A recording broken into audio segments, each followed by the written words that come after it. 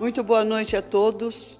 Mais uma vez nos encontramos reunidos em nome do Cristo e vamos ter a mensagem da noite sobre não vim destruir a lei, segundo o Evangelho do Espiritismo, através do nosso querido irmão Flávio Daniel. Mas antes queremos convidar a nossa irmã Carmen para fazer a prece inicial, agradecendo desde já a oportunidade que estamos tendo neste momento de estarmos aqui falando a todos com a presença dos amigos espirituais e do Cristo Jesus.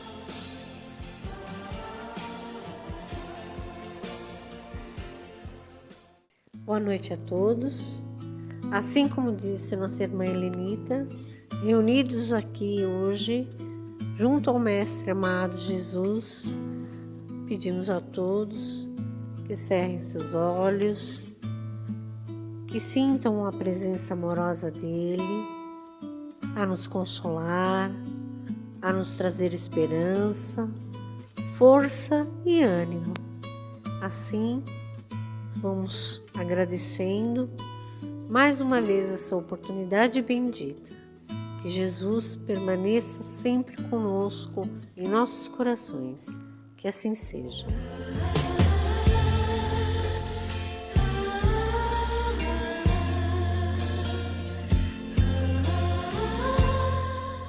Olá, que a paz de nosso Senhor nos envolva nesse momento, que os bons espíritos nos inspirem, que Deus nos abençoe e que Jesus se faça entre nós. Vamos falar um pouco do Evangelho segundo o Espiritismo, capítulo 1, Instruções dos Espíritos, a Era Nova. É uma mensagem que foi assinada pelo Espírito Fenelon no ano de 1861. E ela diz o seguinte: um dia, Deus, na sua caridade inesgotável, permitiu ao homem ver a verdade dissipar as trevas. Esse dia foi o advento do Cristo. Então, Deus permitiu a nós que víssemos, que testemunhássemos a verdade dissipar as trevas. Porque antes da vinda do Cristo, vários outros emissários estiveram aqui entre nós, nos preparando para que ele pudesse nos trazer em pessoa a sua doutrina de amor. Então, não se joga semente numa terra dura, sem preparo. É preciso primeiro amainá-la para que receba a semente e a semente frutifique de maneira proveitosa. Então, assim são os corações humanos, que primeiro precisam ser preparados para depois receberem a semente do amor, que é algo tão sublime que modifica o espírito, mudando o rumo da sua trajetória, que precisa ser bem cuidado, bem preparado, bem tratado. Então, antes de Jesus, tivemos os seus precursores. E quando finalmente estávamos preparados, Deus permitiu que testemunhássemos a verdade. Nas palavras do próprio Mestre: eu sou o caminho, eu sou a verdade e eu sou a vida. Então, para que pudéssemos ver como é um espírito regenerado, um espírito que tem plena comunhão com o Pai, Jesus veio até nós. E isso ficou marcado para sempre na nossa trajetória. Nós vamos nos guiar durante todo o progresso evolutivo do nosso ser nessa passagem do Cristo sobre o mundo. Porque mesmo que uns a desprezem até hoje, ela ainda assim os influencia. E quanto mais cedo nós nos darmos conta disso e pararmos para observar Jesus, nós vamos melhor nos ajustarmos às leis de Deus e, consequentemente, sermos felizes. Porque Ele é a representação viva do cumprimento dessas leis. Depois da luz viva, as trevas voltaram. O mundo, depois das alternativas de verdade e de obscuridade, se perdeu de novo. Então, depois da vinda do Cristo, que foi o que iluminou a humanidade, o homem escolheu continuar seguindo o próprio caminho, antes de aceitar essa verdade. Porque todos nós estamos destinados à perfeição. Isso é um fato. Deus não criou ninguém para ficar no meio do caminho, ou para viver eternamente fazendo oposição à sua lei, à sua vontade, para viver no sofrimento.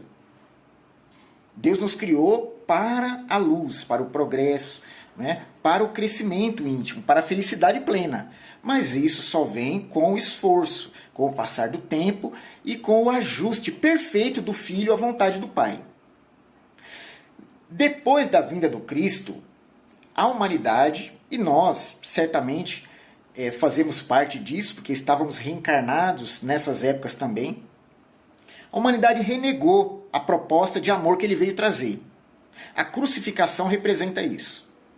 Então, quando Jesus foi levado para a cruz, ele voltou a Deus com um recado da humanidade. Eles não querem, não aceitaram, pelo menos não agora. É uma maneira figurada da gente compreender a nossa postura espiritual diante da grandeza da mensagem de Jesus. Tá? Então, foi negada a proposta de amor. E quisemos viver de acordo com o nosso próprio entendimento da vida, que ainda é calcado no orgulho, no egoísmo, na vaidade. Deu no que deu. Hoje, 2000 e tantos anos depois, nós ainda revolvemos as consequências dessa não aceitação da proposta de Jesus, né? Que foi simbolizada pela crucificação dele. Ele veio nos trazer o maná dos céus, ou seja, o pão que alimenta as almas. E voltou pelas portas do assassínio. Né? Então, é como quem diz a Deus, recusamos o convite. Toma aqui o teu emissário de volta. Não nos serve. Será que hoje, em 2021, já no terceiro milênio, a mensagem de Jesus foi aceita por nós? Está no nosso coração? Nós resolvemos aceitar essa proposta e vivenciá-la? Ou ainda repudiamos? Ou ainda preferimos fazer a nossa vontade ao invés da dele? Porque a negação é isso. Eu quero continuar fazendo a minha vontade e não a vontade do Senhor. Não é? Então, o que predomina hoje em nossos corações? É a vontade de Deus ou é a nossa? Vejamos que o maior mandamento da lei foi resumido por Jesus assim: ama a Deus acima de todas as coisas, de todo o teu entendimento, de todo o teu coração e de todo o teu sentimento. E ama ao próximo como a ti mesmo. Se temos isso como verdade absoluta e procuramos cumprir, ótimo, já aceitamos a proposta do Cristo. Agora, se não temos, precisamos avaliar, né? Os meus gestos demonstram isso? Os meus interesses, aqueles que eu persigo no mundo, demonstram que eu amo a Deus acima de tudo? Que eu procuro o reino dos céus e sua justiça acima de tudo mais que me será acrescentado? Ou se eu inverto? Se eu procuro tudo que está à minha volta para satisfazer-me materialmente, temporariamente, e esqueço dos valores espirituais que vão matar a minha fome de ser imortal. O mundo, depois das alternativas de verdade e de obscuridade, se perdeu de novo. Então, à semelhança dos profetas do Antigo Testamento, os Espíritos se põem a falar e a vos advertir. O mundo foi abalado em suas bases. O raio estourará. Sede firmes. Então, aqui, o Espírito de Fenelon faz uma comparação entre o advento de Jesus e o Espiritismo.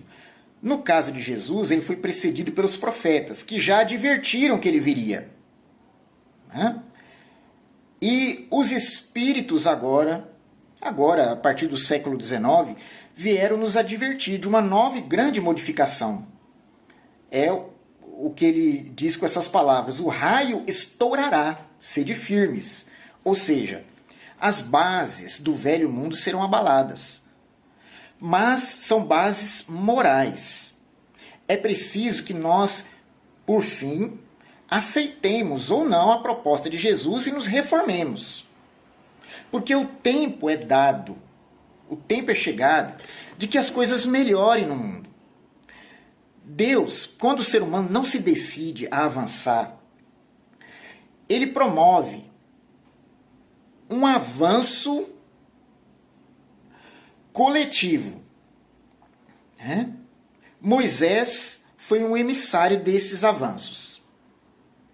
Jesus, que é que preside tudo, veio pessoalmente nos dar um outro impulso. E a doutrina espírita, ela vem nos esclarecer, trazendo-nos de volta a essência dos ensinamentos do Mestre para nos preparar para a regeneração planetária, que é, finalmente, o tempo que é chegado do espírito terreno se decidir. Nós não podemos ficar simplesmente para sempre adiando a nossa evolução. Por isso que Deus, ele promove essas mudanças, vez em quando, para a coletividade humana. E a passagem de mundo de provas e expiações para o mundo de regeneração é uma mudança significativa. Ela significa que somente os espíritos já dados ao bem, não perfeitos, mas que desejam sê-lo, permaneçam nesse ambiente terreno, para que ele seja efetivamente transformado. E que o reino dos céus, que nós tanto pedimos para que se estabeleça aqui, ele finalmente comece a ser construído. Para isso, os interesses têm que estar voltados para o espírito e não mais para a matéria. Temos que deixar de servir a Mamon para servir a Deus. Então, esse momento é de muita relevância. Por isso que ele comparou a um raio que vai estourar. E a gente precisa ser firme na decisão de estar do lado correto. Interesses mesquinhos não serão mais bem-vindos. Veja que o nome do capítulo é A Era Nova. Porque a entrega a esses interesses, a perseguição a eles, gerou o estado de miséria, de violência, de rebeldia que nós vemos no mundo até hoje. Isso não pode imperar, porque é contrário à lei de Deus. Então é preciso que as coisas se transformem. Se eu estiver sintonizado com essa transformação, eu estarei dentro do barco do progresso. Senão, serei convidado a continuar progredindo em outras paragens, que são mais adequadas ao meu estado íntimo. Se esse estado ele prima pela materialidade, pela temporalidade, pelas coisas passageiras, eu vou me juntar a espíritos que pensam como eu e vou seguir por outros caminhos, mais difíceis. Agora, se eu já vislumbro mais adiante com Jesus, porque Ele é o caminho que conduz a isso, eu estarei apto a habitar o mundo regenerado. Regenerado nas suas bases morais. Então não se espere uma mudança física considerável. Ela acontece porque acompanha sempre o movimento espiritual da coletividade de espíritos encarnados no mundo. Porém, a principal mudança é moral. Ela se dará no nosso íntimo. O Espiritismo vem nos preparar para isso, fazendo-nos voltar à essência do que Jesus nos ensinou, que por vezes foi esquecida. Às vezes nós atravessamos momentos tão difíceis na vida e esses momentos nos derrubam moralmente. Nós perguntamos por que será? Por que o motivo de tanta dor, tanta queda? É preciso retornar às bases do interesse do espírito. Lembra da proposta que foi negada lá atrás? Essa proposta era de amor, de harmonização entre os seres, de entendimento, de indulgência, de perdão.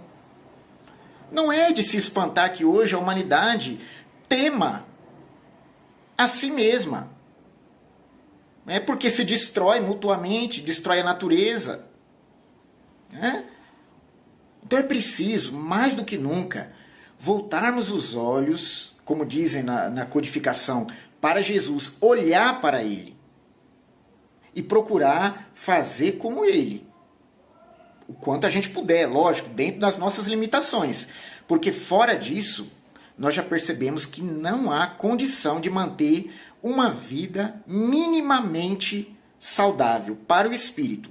O corpo pode viver nutrido e satisfeito nas suas necessidades básicas, mas o espírito sempre vai estar carente de amparo, de consolo, de fortaleza. Então, aqueles que por vezes são fortes por fora, enfrentam graves fraquezas por dentro, porque não construíram dentro de si virtude. E o que sustenta o espírito é virtude. Estou me incluindo nisso, né? Todos nós aqui temos uma parcela nessa situação geral. Então, Deus renova oportunidades de nós fazermos diferentes. É questão de ter ouvidos para ouvir, de olhos para ver. Né? A grande transformação, ela não se dá de uma hora para outra, ela vem acontecendo com os séculos. Essa mensagem é de 1861, né? Já se passaram 160 anos, quase 160 anos. Né? Então a transformação já havia começado e ela segue até hoje. Nós fazemos parte disso. Agora, como eu quero tomar parte nessa transformação? É colaborando ou é remando contra a maré do progresso? Pensemos nisso e deixemos que o Evangelho banhe as nossas consciências para que ela seja desperta. Né? E com ela possamos pautar as nossas ações dentro do que é melhor possível, que é a vontade do nosso Pai.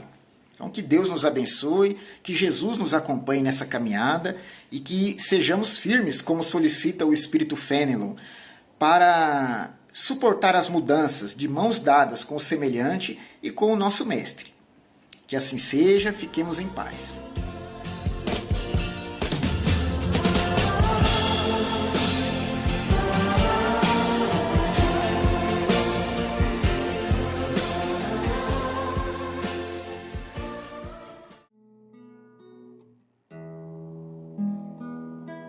Ouço Deus no murmúrio das águas dos rios.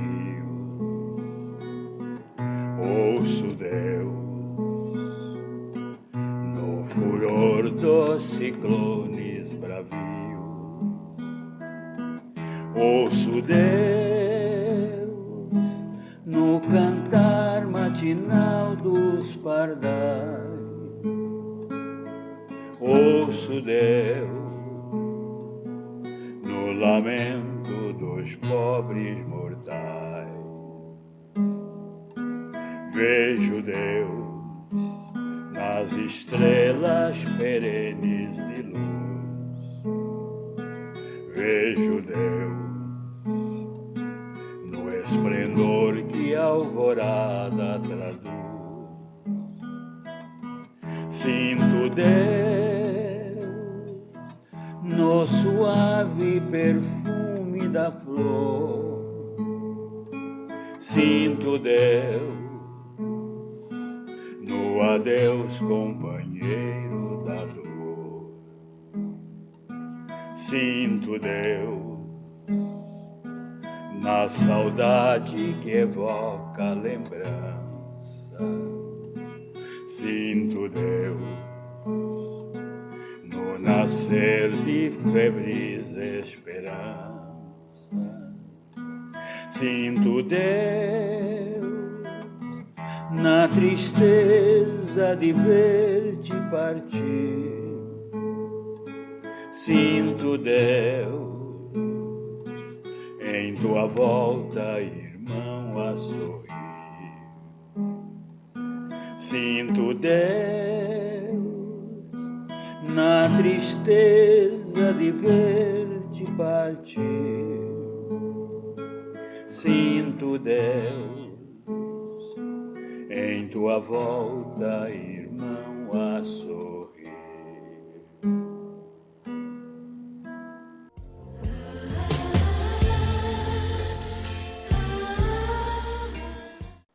Muito bem, queridos irmãos, após a brilhante palestra do nosso irmão que acabamos de ouvir, vamos nesse momento elevar os nossos pensamentos ao Criador, nosso Pai, a Jesus, nosso irmão, e rogar a ambos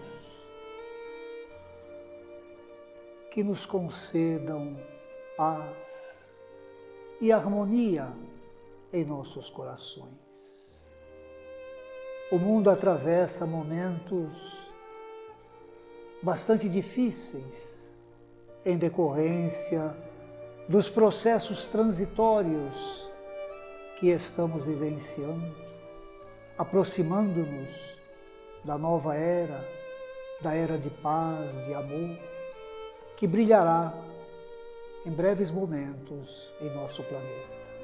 Por isso, Mestre querido, aqui nos encontramos, submissos à vontade de Deus, nosso Pai, submissos à Tua vontade, Mestre querido, vós que carinhosamente nos tutelas, ombreando conosco as lutas difíceis, as jornadas fustigantes, mas estamos confiantes, Mestre amado, confiantes no poder de nosso Pai Celestial, em sua misericórdia, e confiantes que vós, Mestre querido, estejais firme no leme desta sublime embarcação,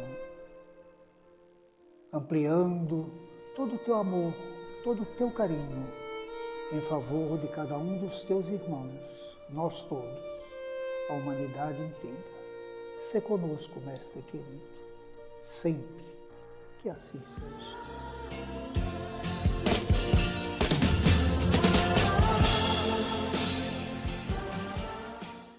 Estamos então encerrando a nossa reunião desta noite, desde já agradecendo a presença de todos, virtualmente, e os que aqui se encontram, para que possamos ter uma noite feliz, cheia de paz em nosso coração, e convidamos a todos para que na próxima semana estejamos aqui, reunidos em nome de Jesus, conhecendo um pouco mais das suas palavras, dos seus ensinamentos.